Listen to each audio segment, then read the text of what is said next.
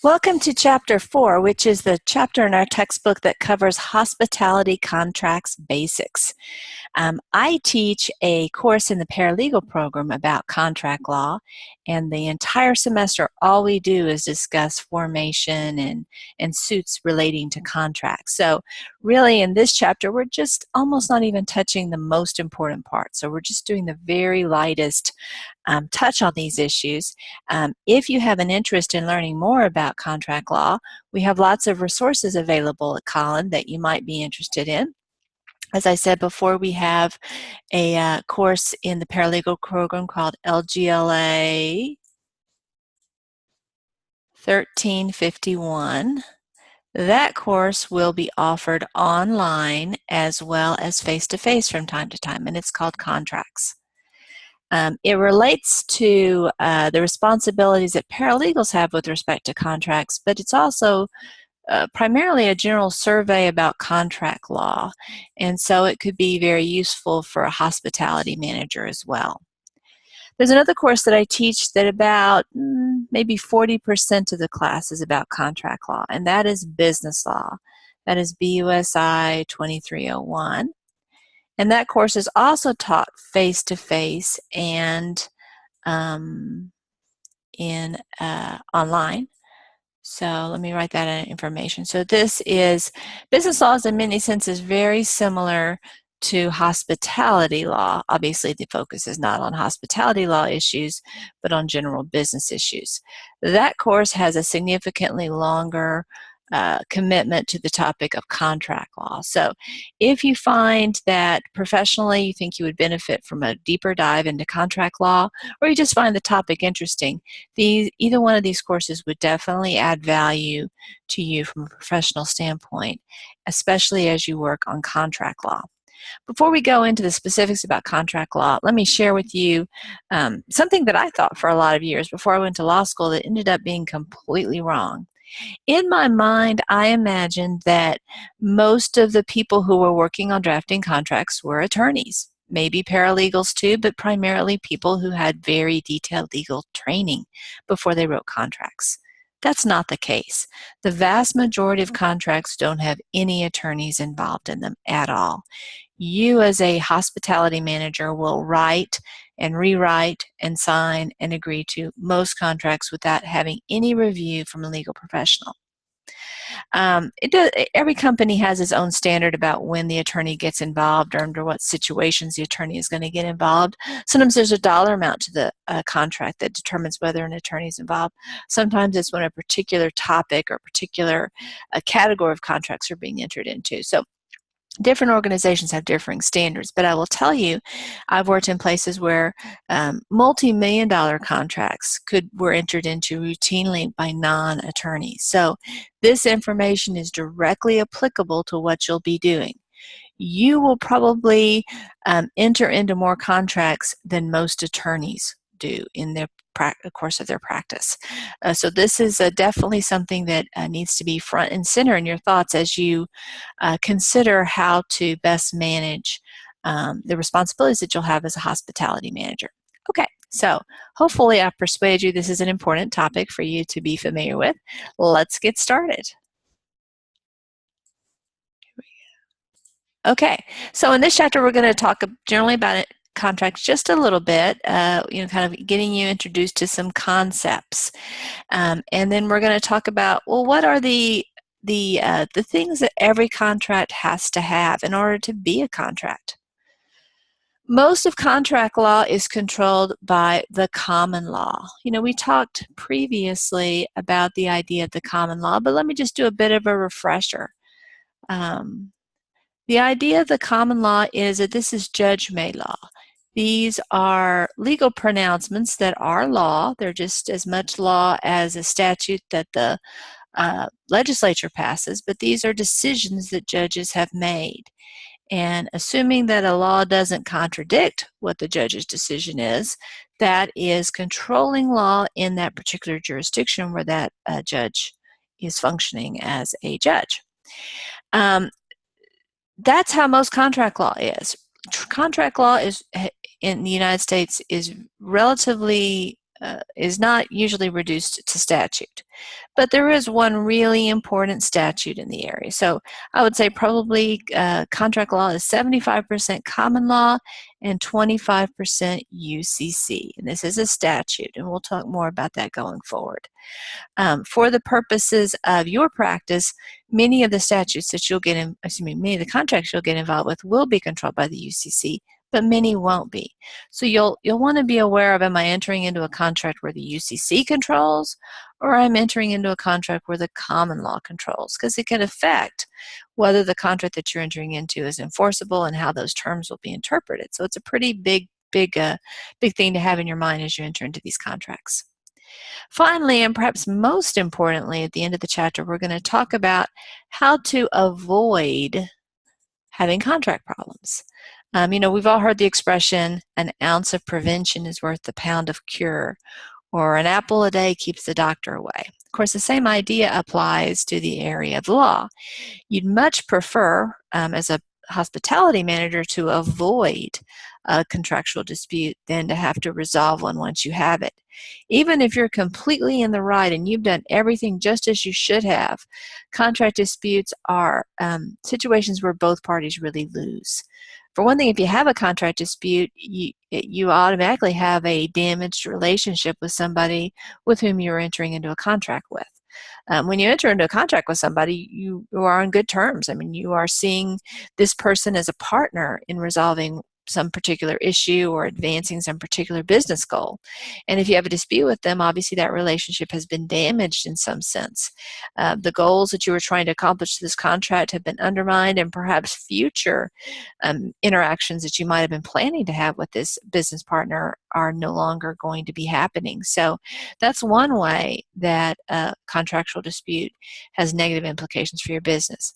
A second way is that if the contractual dispute becomes fairly serious, attorneys are going to get involved, and perhaps even lawsuits will be filed.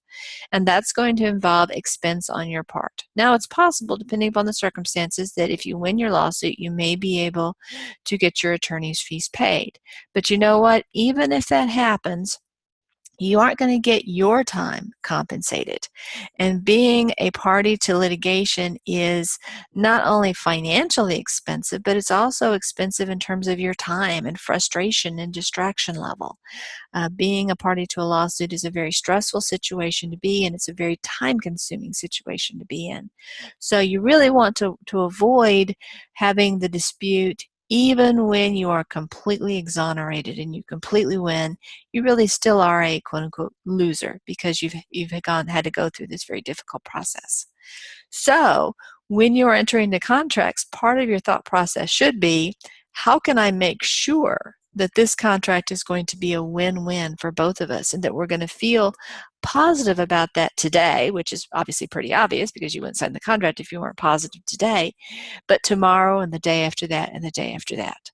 None of us has a crystal ball, so we don't know for sure that the strategies that we're going to use are going to work in any given case, but there are definitely strategies out there that increase your chances of staying in that win-win situation just as long as possible.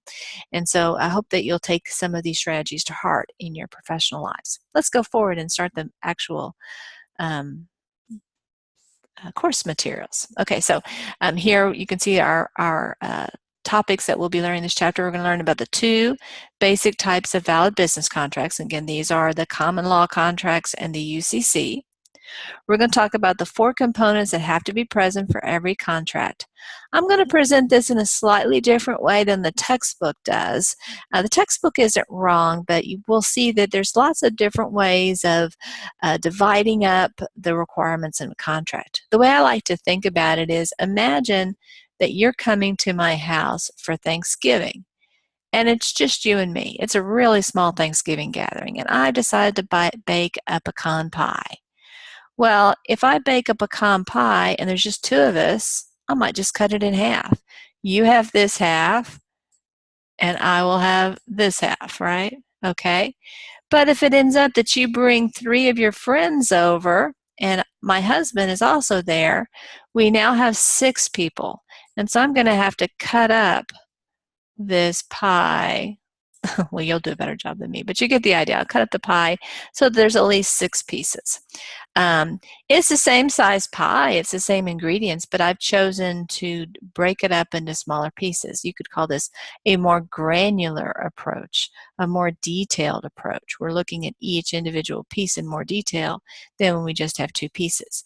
So the textbook is a little bit less granular, a little bit less specific than I'm going to get in this chapter.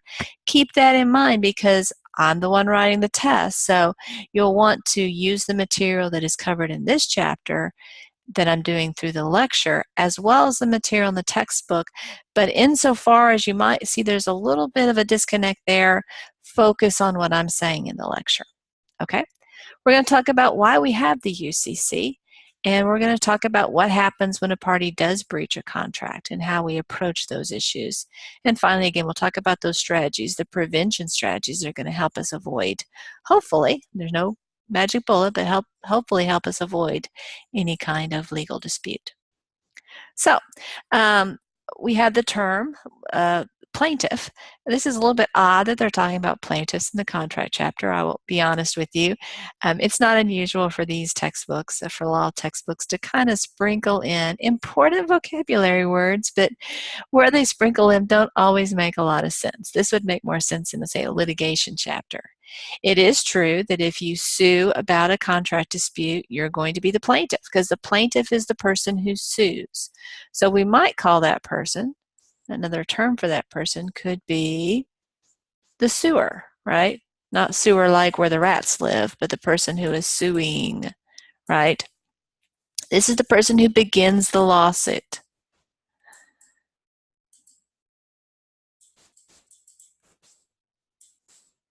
This is the person with the gripe. They're the person who's mad.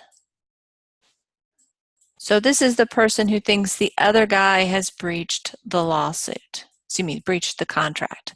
But the term plaintiff doesn't apply just with contract disputes. Really, any dispute other than a criminal dispute, so any civil dispute, is going to, that whoever initiates a lawsuit is going to be called the plaintiff. And let's just look at the word plaintiff. We can see that the word plaintiff starts with plaint. And you can see if we were to add the word C-O-M in front of it, we have the word complaint. So the plaintiff is the person who has a complaint, has a beef, has a gripe. Another term that we see, and we do use this term in Texas, is petitioner. Petitioner is another name for plaintiff. And this is, you can also see how this term works because the petitioner is petitioning the court for some relief. What is a petition? Well, you may have signed a petition. Maybe, well, let's say you're at high school and you're signing a petition because the students want a longer lunch break. So everyone who is interested in a longer lunch break signs a document and that says, hey, we want a longer lunch break, and then maybe the student council presents that to the principal, and maybe he grants it or she grants it, maybe he or she doesn't grant it, but whatever, that's a petition. So a petition is a request. Obviously, the principal doesn't have to grant it.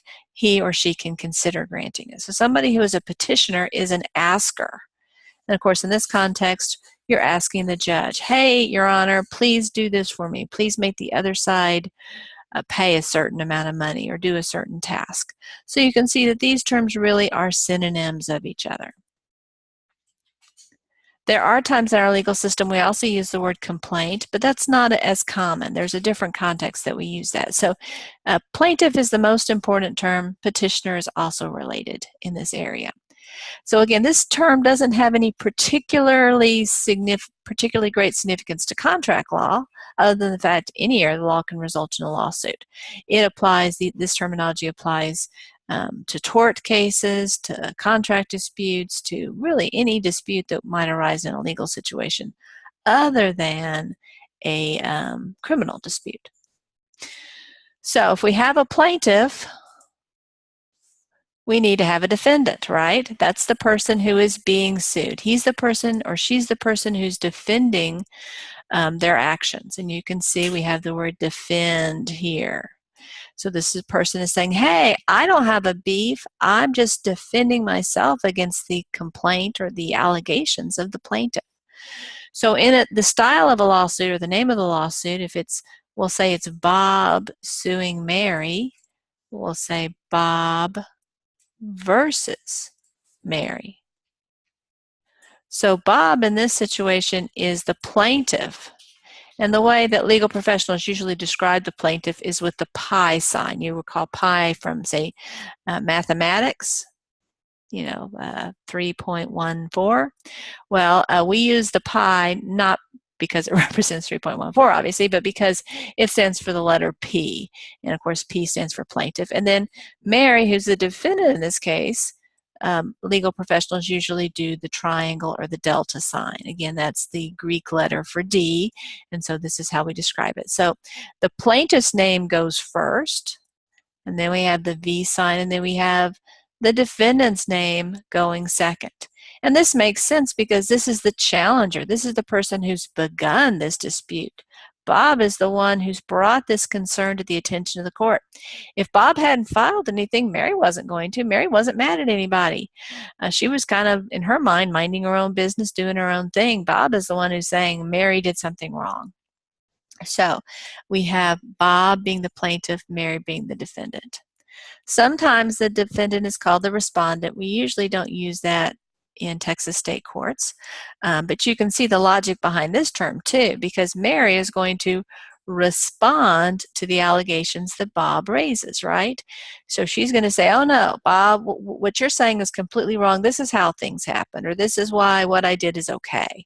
She's responding, she's countering, she's answering the allegations that Bob is making.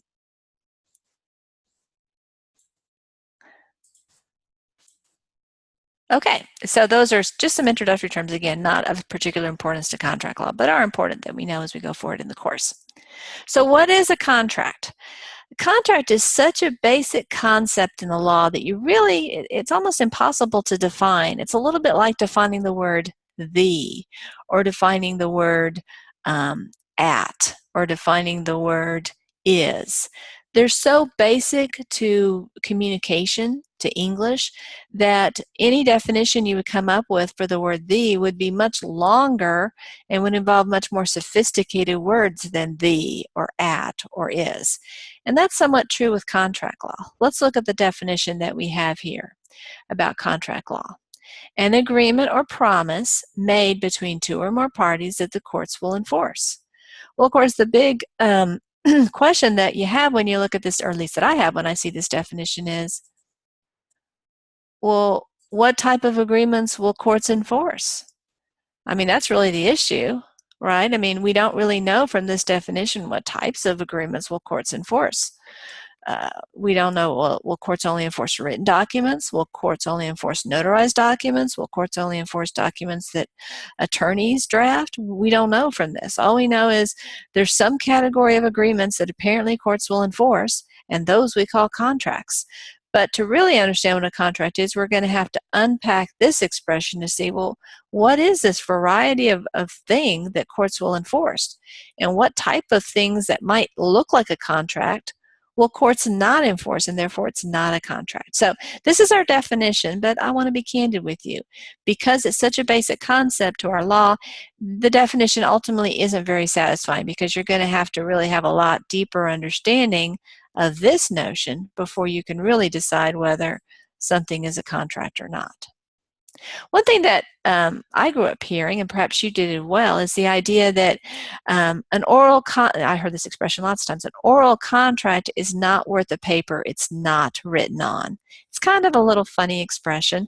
I'm not going to write it up here, but the idea is oral contracts aren't enforceable. Well, that's not true, but it does carry a nugget of truth with it. For the most part, in most situations, oral contracts are completely enforceable. In fact, you and I enter into oral contracts all of the time. Imagine that you're going to the Kroger and you have a gallon of milk and a loaf of bread. You go to the cashier. It just so happens that there's no wait. I know this is a little bit of a fantasy here, but just imagine for a second you go up to the cashier. There's no wait. You unload your basket of 2 items onto the conveyor belt. The cashier probably says something like, hello. She may ask you for your Kroger card or something. But my guess is, if your experience is like mine, she doesn't say, are you suggesting that you enter into a contract for the purchase of these agreements from Kroger, my employer? I am guessing she doesn't say any of those things. And I am guessing that you don't say, I see your name is Sally. Sally, are you an agent of Kroger Company? Are you empowered to enter into a contract with Kroger for the purchase of these items, this gallon of milk and this loaf of bread for the following prices? My guess is you don't say any of those things either. If you do, she may be calling security, because what is this weirdo doing here, right? Well, the reality is, though, that we don't need to have those conversations, because guess what? We know, or she knows, when you put the stuff on the conveyor belt, that means you want to buy the stuff. And you know, when you put the stuff on there, she's going to wand it and she's going to bag it and she's going to add that priced item into the total that she's going to tell you at the end. You don't use contract words. You certainly don't write any document out, and yet you certainly have entered into a contract. Let's imagine that this transaction goes a little bit differently this time. I put my gallon of milk on the conveyor belt. I put my loaf of bread on the conveyor belt. Sally, the cashier, wands the items, puts it in a bag, and I have gathered up those items and put them in my cart. And she says, that'll be $4.19. And I say, I don't, I think I'll just go now. And she goes, what? I'm running late. I'm just going to head on out. But you haven't paid me.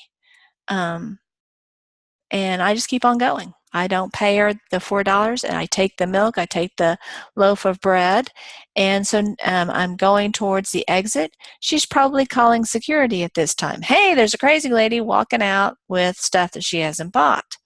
Now, I could say, wait a second, we never entered into an explicit contract. Show me the written contract that says that I was supposed to pay $4.19. I mean, it's true, Sally said $4.19. I just assumed that, maybe she has Tourette's syndrome and she randomly mentions numbers from time to time. I assumed that these were gifts. Kroger must be a charitable organization that likes to give out free food to people.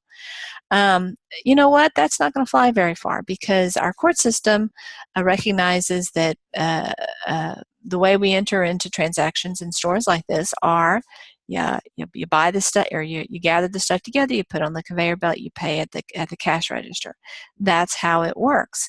And so even though it's not in writing, even though it may not be explicitly said, it's definitely a contract. So if we required every single contract to be in writing, you could see how crazy that would be. Think about how long the lines are at Target or Walmart or Kroger today.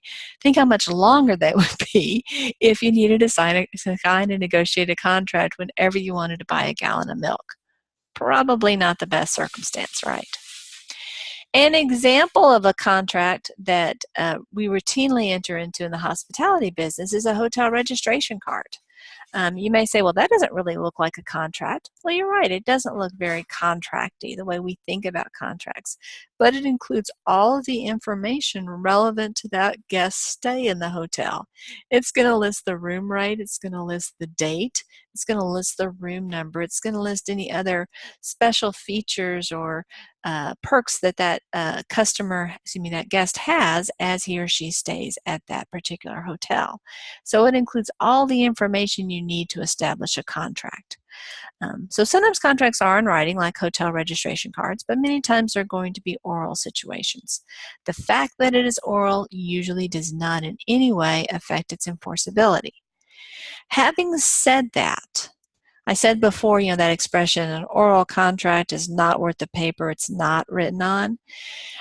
Even though that's not legally true, even though the vast majority of oral contracts are legally enforceable, There is a grain of truth to that statement, and there's really actually two grains of truth. One I won't talk about yet, but there's another grain of truth that is important, and that is that oral contracts, though they're ubiquitous, we see them all over the place, they aren't in many senses as good as written contracts. Because think about it.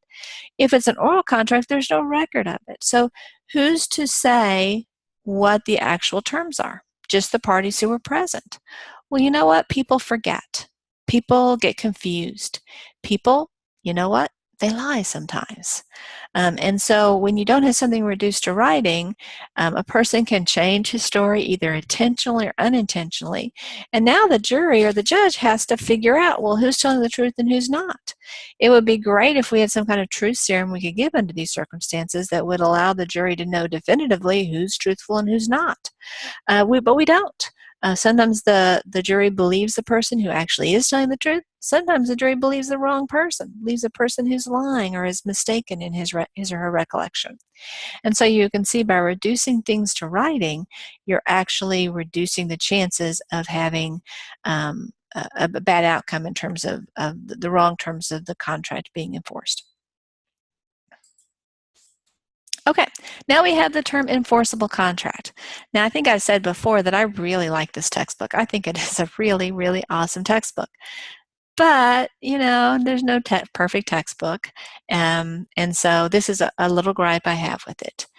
All contracts, by definition, have to be enforceable. After all, one of the terms we have is an agreement or promise made between two parties that the court will enforce, right? So if the court won't enforce it, it's not a contract, right? So there's no such thing as an unenforceable contract. If it's unenforceable, it's not a contract. But our textbook writer, in his vast wisdom, has decided to give us this term enforceable contract. A contract recognized as valid by the courts and subject to the court's ability to compel compliance with its terms. So enforceable contract means exactly the same thing as contract. There's no difference between the two terms. So don't sweat this. If you're trying to if you're like me and you're trying to figure out now, if there's two terms, they have to mean something a little bit different. No, there's just no difference between these terms. So don't sweat that one. Okay, so we've covered that first element of our items that we wanted to cover. We've done I guess here we've done the introduction to contracts. Now we're going to go on and talk about the components of hospitality contracts. Now I do want to give you a bit of disclaimer here. The textbook writer is talking as if hospitality contracts are this strange creature that's so different than all other contracts. This is not true. Contracts are contracts. Whether you're trying to sell hotel space or you're trying to sell a car or you're trying to build a building or whatever the thing is, it doesn't really matter from a legal perspective whether it's relating to the hospitality industry or some other industry. So it's cute in a way that the author wants to call everything a hospitality contract. And it's not inaccurate, but don't think that hospitality contracts are somehow legally different or distinct from other types of contracts. Okay, so we have our 4 elements of contract law. And again, this is stated a little bit differently than the textbook, so this is the slide that's kind of your moneymaker. This is the one you're going to want to focus on. So I'm actually going to be a little obnoxious here and put a star.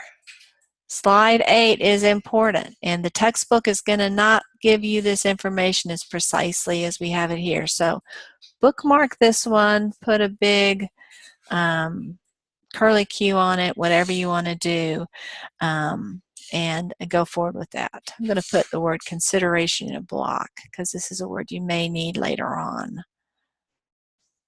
Consideration. Okay, so let's go forward here. So we need 4 things for a contract to be enforceable. We need an agreement. Let's go back to our definition here. So I'm actually going to get rid of some of the highlighting we have here because they don't let me keep it. Okay, here we go. So we know that a contract requires an agreement or promise. So it's not surprising that one of our elements is that there be an agreement, right? Okay. So there are 2, so we have 4 elements, and let's just pause here and talk about what an element is.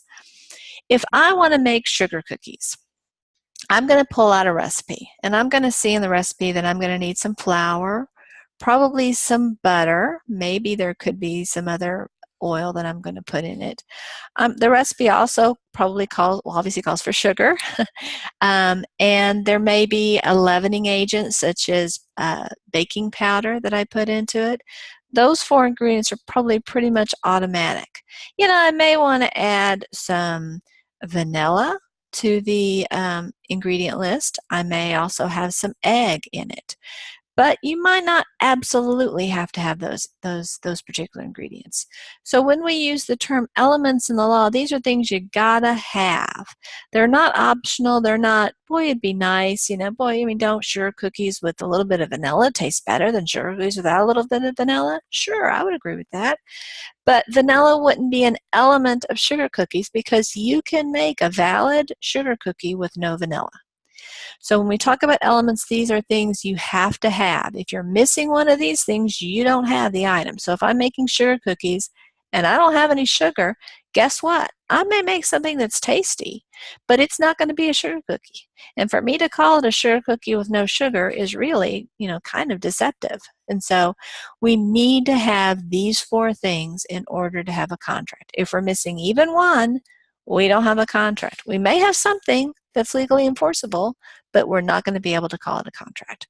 So our first element is there has to be an agreement. Okay, now I'm going to go on. I'm not going to talk about these 2 subpoints at this point, but I'm just going to talk about an agreement. We all pretty much know what an agreement is. After all, we enter into agreements all the time. An agreement is when 2 people or more than 2 people agree to something. They both have the same decision. They both come to terms with respect to a particular issue. We have to have that. If I want to buy that loaf of bread from the Target and I'm willing to pay 50 cents and Target says, no, that loaf of bread is $2.19. And I say, I'm only willing to pay 50 cents and the Target cashier Luis says, no, it's $2.19. We can talk back and forth all day long, but we don't have an agreement because we aren't talking about the same price. Luis probably doesn't have the authority to reduce the price. So let's assume he stays at $2.19. I may eventually say, okay, you know what? I need a loaf of bread. Yeah, okay, I'll pay $2.19. And so then we have an agreement that second that I go up to his price. But we have to have a meeting of the minds in order to have an agreement. If we don't agree to the terms, we don't have an agreement, we don't have a contract. That's common sense. You would have assumed that was the case even if you have never taken this course, right? It's kind of a common sense answer to that question. So we need to have an agreement. Let's go down to our second element, the one that I highlighted, the word consideration, which you're going to want to keep in your head. Consideration is the second element that we have to have in order to have a contract. This one is less obvious, and in fact, one can imagine having a whole legal system in which there is no consideration requirement. I think that many civil code countries do not require consideration. So what is consideration? When I hear the word consideration, I think, well, let's just be nice to each other. Show me some consideration. So it means be kind to me, be polite to me, consider my perspective. That's what it means in everyday conversation. That's not what it means in the law at all. It has a very different meaning. So don't be thrown by the fact we're using the same word, same spelling, same pronunciation, but it has a very different meaning. So consideration in this context means what the person is supplying in this circumstance to the contract. So let's say I agree with Luis, who's the Target cashier, and I say, yeah, I'm willing to pay $2.19 for this loaf of bread. Well, the consideration that I'm going to provide is that $2.19, the purchase price. I'm going to give him, maybe in cash form, maybe I'll use my debit card or a check or something, but somehow or another I'm going to get to him, the agent of Target, $2.19. That's my consideration. That's my contribution to the contract. And Luis is going to be providing consideration as well. He's going to be giving me the loaf of bread, right? He's going to be saying, hey, this is yours now. So his consideration, or Target's consideration, will be the bread. Now you might say, okay, this looks like a pretty fair trade, $2.19 for a loaf of bread. That seems fairly reasonable. But let's say that Target got really proud of its bread, and it put on its the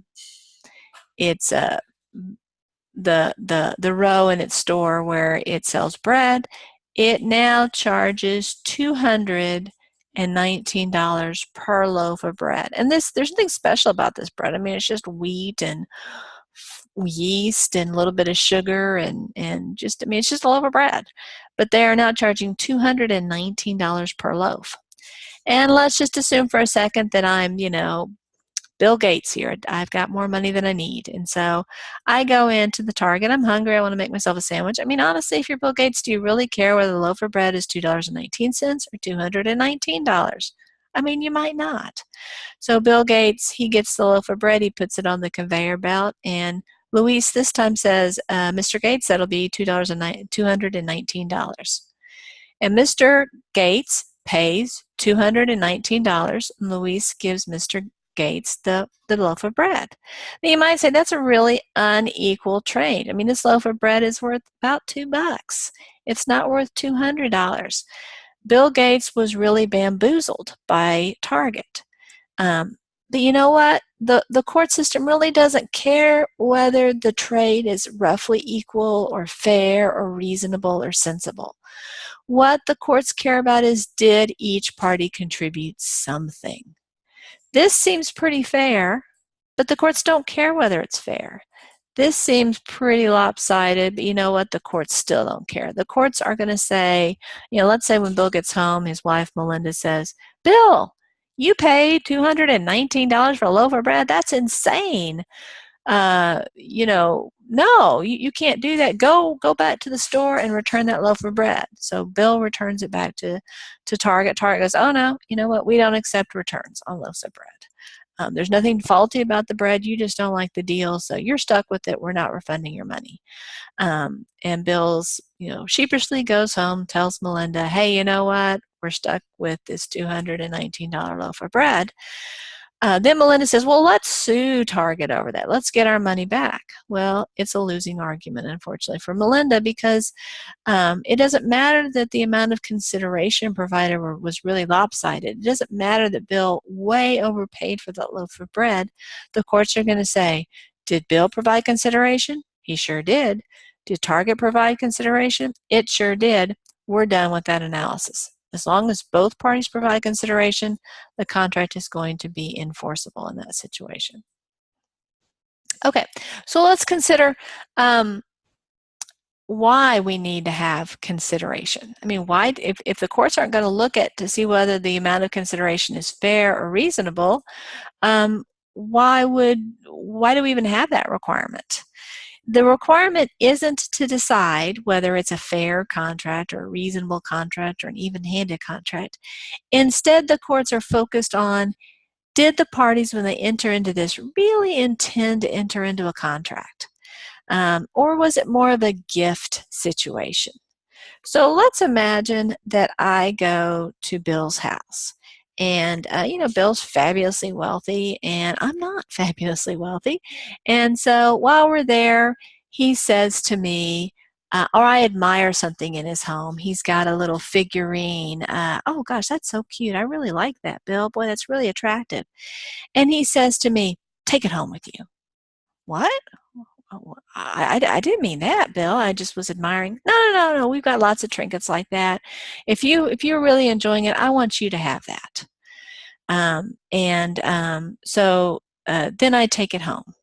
And so a few days later, Bill starts thinking about it. He goes, hey, you know what? I kind of want that item back. So he calls me. He goes, hey, Groover, I know that I had you take that item home yesterday, that little trinket, but I want it back. And I go, well, Bill, it was a gift. You told me it was a gift. I want to keep it. And he goes, well, but I want it back. And let's say Bill sues me over it. Well, Bill's going to be in a world of hurt because this isn't a contract. This is a gift. And once Bill surrendered the gift to me, he's providing, you could say, consideration. He's providing the thing, but I'm not providing any consideration because I wasn't entering into a contract. I was receiving a gift. But let's imagine a different scenario. This time Bill's a little shrewder, and so when I'm at his house and I'm admiring his, we'll say it's a candlestick. Oh, wow, that's a beautiful candlestick, Bill. And Bill says, oh, well, would you like to have it? And I go, oh, well, I don't know. And he goes, listen, I paid $5,000 for that, but I don't really like it anymore. If you're willing to pay me just 50 cents for this, I will be willing to sell this to you. I think to myself, wow, it's $500. And I like it, and gosh, 50 cents. Okay, I say, hey, let me get out my wallet. Let me find 2 quarters. I give Bill 2 quarters. He pockets the 2 quarters. I take the candlestick. I leave the house with that candlestick.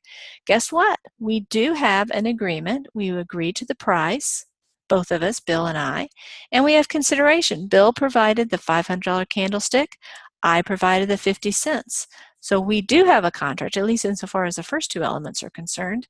And so we could have a situation of breach of contract. Let's say I take those contracts home, and Bill had told me that they were silver-plated candlesticks. But when I go to have them appraised, they say, oh, no, that's just plate.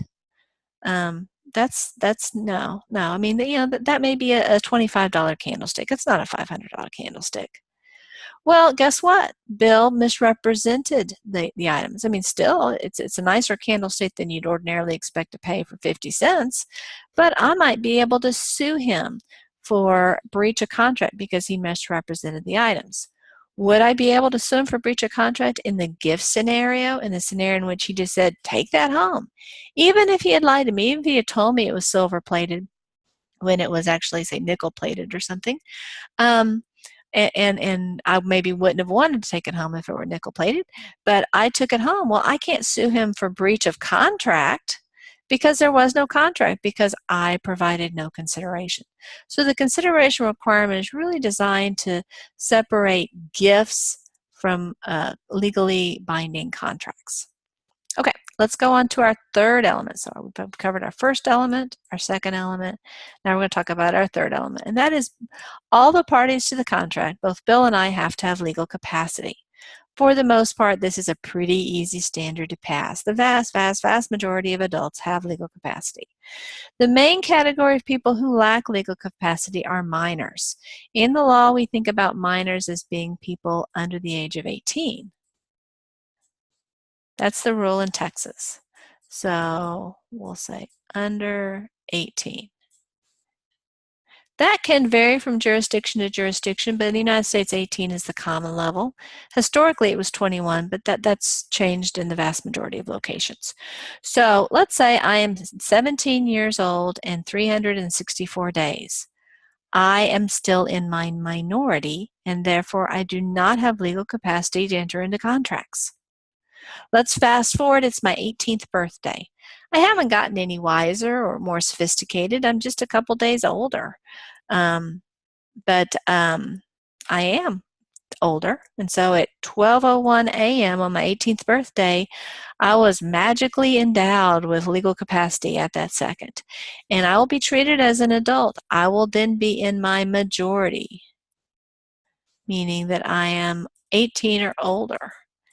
And at that second, all of the disabilities of minority are lifted from me, and I have the right to enter into contracts at that moment.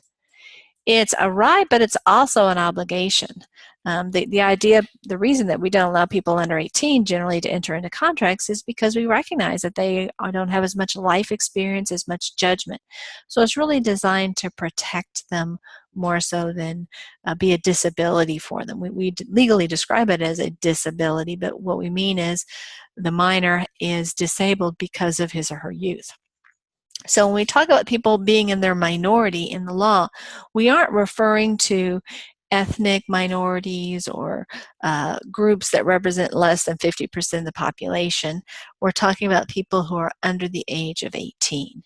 And so in order to enter into a legally binding contract, both parties need to be 18 or older. There's some other legal capacity issues that can come up. For example, let's say I'm absolutely smashed, just drunk as a skunk. or maybe I'm high on some other type of a drug, whether it's a legal drug or illegal drug. No matter what the circumstances are, if I'm really, really, really messed up, I perhaps lack legal capacity. Another situation could be if I am insane. Now, when I use the term insane here, I'm not using it in a figurative sense of, just crazy, that type of thing. I'm using it in a medical sense of somebody who doesn't appreciate the reality of the world. So imagine for a second that you and I are in a classroom together, and I am hallucinating, and I am seeing zombies bang on the door outside, and they are, green, and they're missing body parts, and they have weapons, and they're trying to break down the door. You are also in the room with me, and you can see clearly that there are no zombies trying to break down the door, but I really, really believe it. That's what my eyes are seeing. I am hallucinating. And you think to yourself, wait a second, what can I do here to make some money out of this deal?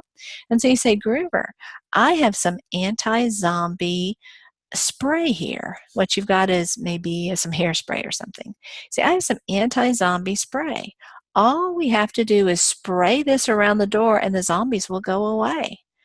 Oh, that's great news. They go, yeah, but it's very expensive, Professor Groover. How much money do you have on you? I go to my wallet. I say, oh, I got maybe $50. That's exactly what the price of this anti-zombie spray is. So if you'll give me your $50, I will spray this anti-zombie spray all around the door and the zombies will vanish. I'm thinking, well, gosh, I mean, $50 is a lot of money, but still, I don't want to get eaten by the zombies, so $50 sounds like a pretty good deal. I give the $50 to you.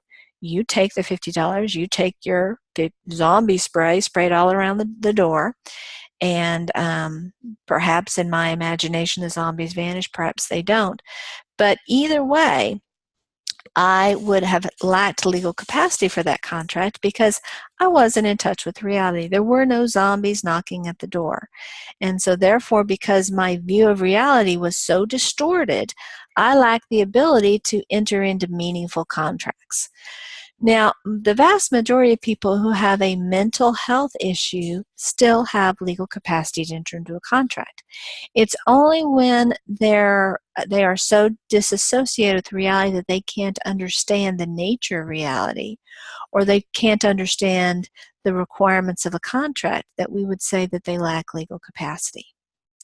It's also possible that a person can have diminished intellectual abilities and therefore have lack legal capacity.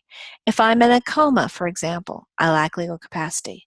If I have advanced Alzheimer's disease, for example, and I don't understand what's happening, or I can't tell you who the president is, I can't tell you what the country is I live in, I can't tell you my own name, all those would be indications that I lack legal capacity.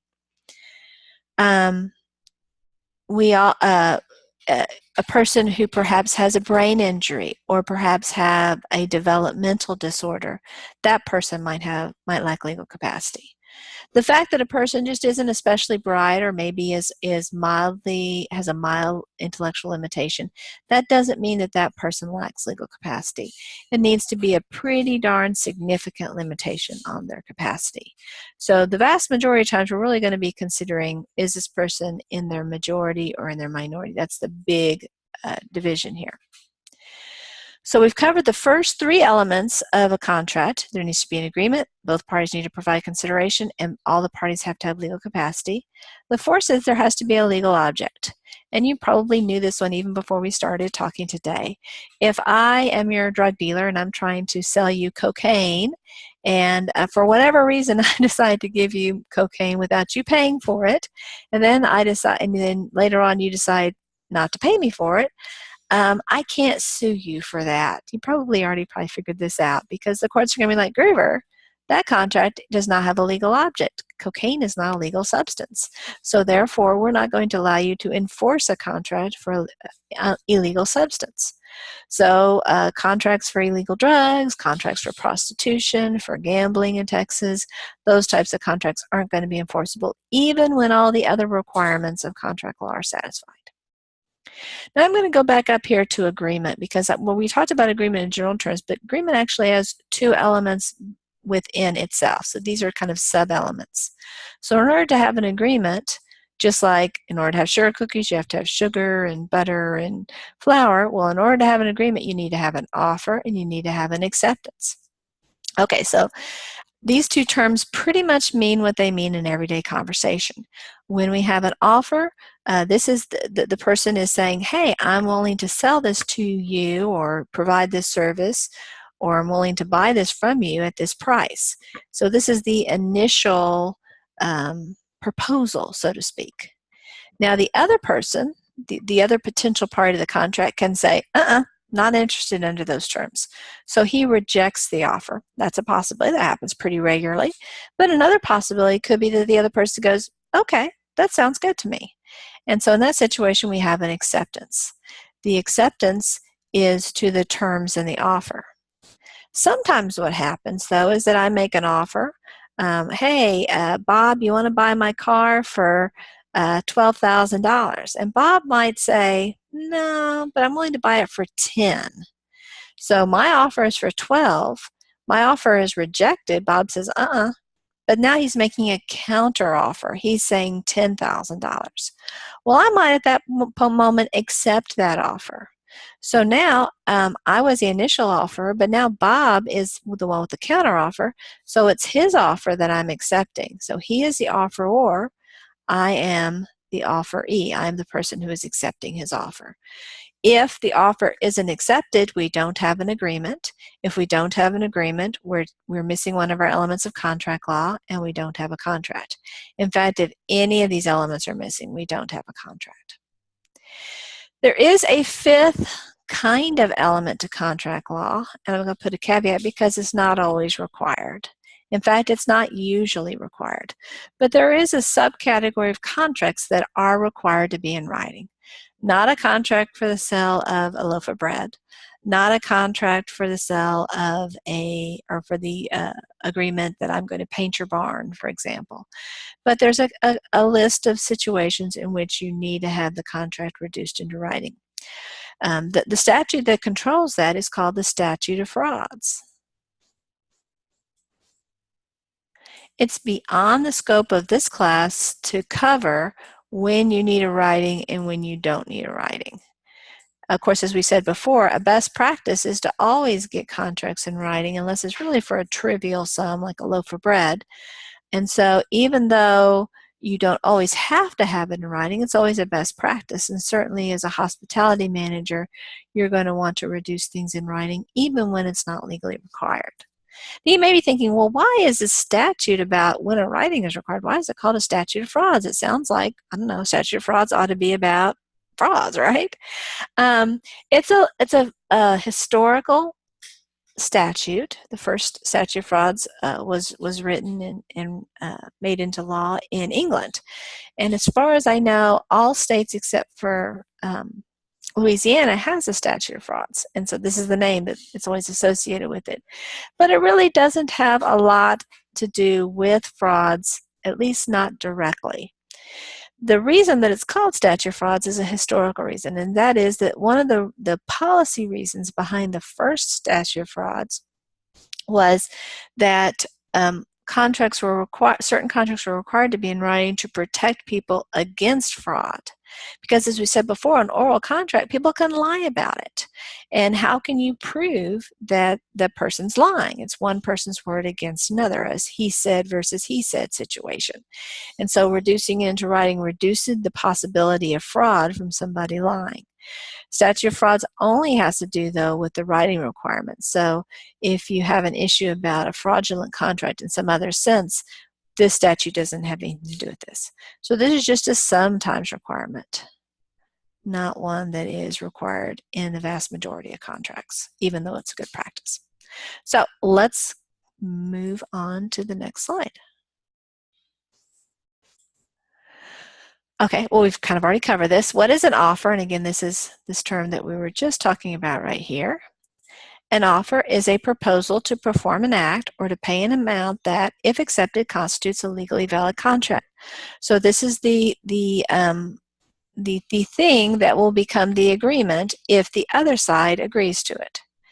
An offer, as we said before, is one of those elements required for the agreement. So an example of an offer in the hospitality industry could be the restaurant menu. So let's say your restaurant sells hamburgers for $9. And if you want bacon, it's 50 cents more. If you want cheese, it's 50 cents more. If you want an extra patty, it's $3 more. And so when the patron of the restaurant sees the menu, he tells the waiter, I'd like a hamburger with bacon and cheese. And so everybody knows, well, that's $9 plus 50 cents plus 50 cents, so it's going to be a $10 burger. And so that is how the menu works. So in that situation, the offer is for a $9 burger with 50 cents for bacon and 50 cents for cheese, and the patron has accepted that offer. Now, presumably there are other things on the menu. Maybe there was a Cobb salad for $8. Maybe there was three tacos offered for $12. Lots of different things on the menu. The patron is obviously not going to order single thing on the menu, but he's accepted one of the offers that the menu contains. And of course, what is the acceptance? Well, it's the unconditional agreement to the precise terms and conditions of an offer. Okay, so let's go back to the restaurant menu. So the restaurant menu lists the burger, and it says that the burger will come on a toasted sesame seed bun with a quarter-pound hamburger, lettuce, tomatoes, onions, and mayonnaise. And then you can get 50 cents for the bacon and 50 cents for the American cheese, we'll say. Well, when I make my offer to the waiter, I go, we'll say it's called the Frisco burger. I want the Frisco burger with cheese and with bacon, but I don't want any lettuce. And instead of ketchup, instead of mayonnaise, I'd like mustard. Well, I'm not accepting the offer from the menu because I have changed the terms. I want the lettuce off and I don't want the mayonnaise, I want mustard instead.